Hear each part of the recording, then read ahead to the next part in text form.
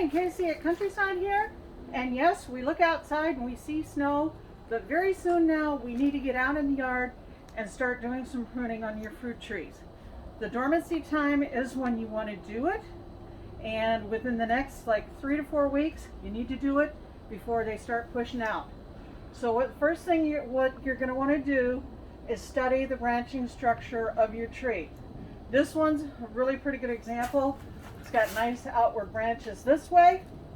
It does have a few that are kind of pointing in a little bit, but this is a young tree, so I'd probably leave those to develop out a little bit. This one's going to head straight into that one, so I would take that one out. And if it was one that I didn't want to sell this spring, I would probably top it out just a little bit. Another thing that you want to look for is this guy's on the bottom. These are where they're suckering, and if you look at it really closely down here, you see that knot. The knot is where it was grafted. Anything that's growing below that knot, you need to trim out. So you come down and just clip it off right like that.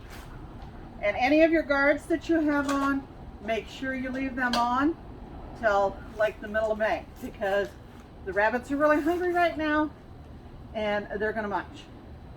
All right, so this was on a cherry tree. Now we're gonna look at a plum tree.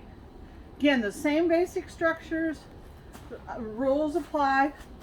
Look at your structures, see where they're going. Here's one that it could be a major problem in future. This one's coming straight up, but this one's coming across.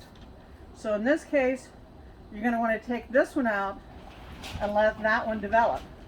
This one's trying to be real super aggressive though with the rest of the tree. So I go to the stem, I look to see which bud is pointing out, and I clip right above that stem. Now I did a no-no today, and I forgot I was going to do this morning, so I didn't clean off my shears. So you clean off all this gook so that you make sure that you get a nice clean cut, okay? Because this is a major no-no. This is from Christmas greens. I should have cleaned these off in December.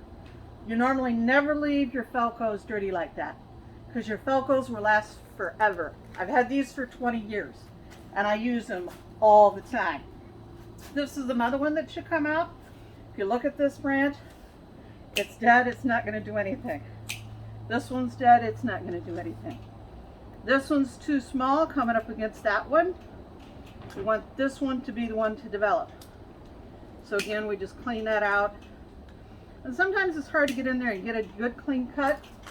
You have to do sometimes the best you can. All right, these guys are doing pretty good, but again, this one is being more aggressive. So we want to come back and give that just a quick little clip. Same thing here. This one should be shorter than that one. Now where is that outward painting bud? Right there.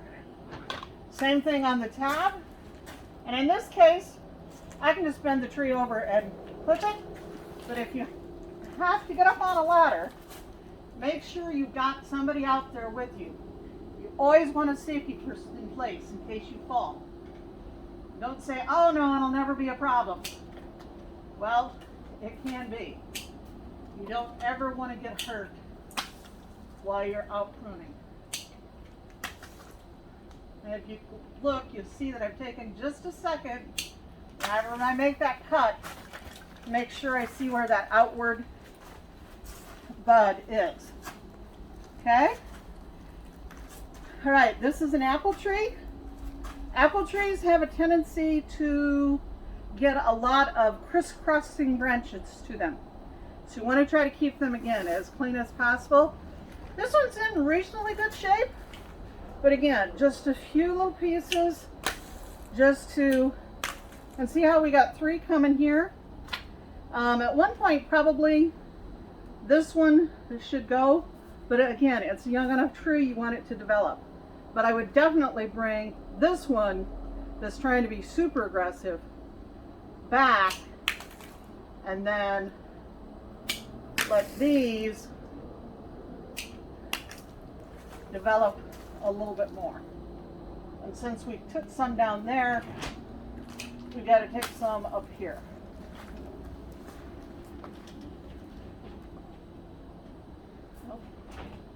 See, I almost clipped there, but if I look at that, this one's actually, the one above it, is the outward facing one. So you've got to take that extra 2 seconds.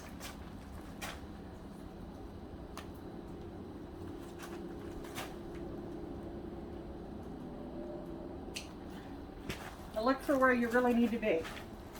Then again, on this side, we got the same sort of situation happening. We want this one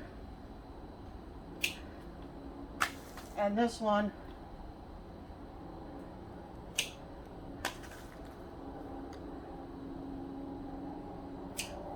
just a little bit shorter. Okay, that's pretty good on that. Okay, then we have bush type cherries. These, when they're young, up until they get to about 5-6 feet, you really don't want to do much pruning on them. Leave them pretty well alone. These are going to be real heavy bears. As they get a little older, they're going to have a little more dead wood in them. Anytime there is dead wood, you go ahead and get rid of that right away. But otherwise, leave these alone until they get about 6 feet tall, and then you can kind of form them from there. All right, that's it for pruning this time. We'll see you next time. Bye.